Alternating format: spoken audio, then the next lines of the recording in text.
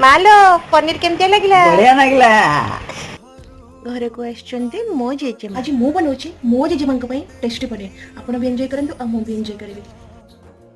मो जेजेमांकर सबुठ प्रिय होछि पनीर आ आज भाबिली कि मो जेजेमांक पई मो निज हाथ रे ही पनीर बनेबी।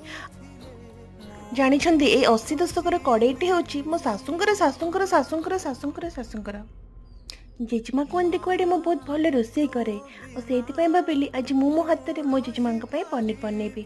नॉर्मल पनीर तरकारी ही भल लगे तो आम जमी ही गरम मसला करूँ सेमती ही पनीर तरकारी करी। आ जो पछे भावुं कि यहाँ क्षीर दौर ना ना यहाँ हूँ क्रीमटा आईटा ना तरकारी टेस्ट को दुई गुण कर दिए। एबे मो जेजेमा सहित बहुत मजा करुँची। एक्चुअली ये होती मो स्वामी जेजेमा माने मोर जेजे सासू। मालो पनीर केमती लगिला बढ़िया लगला। वीडियो भल लगे लाइक शेयर एंड सब्सक्राइब कर देबे।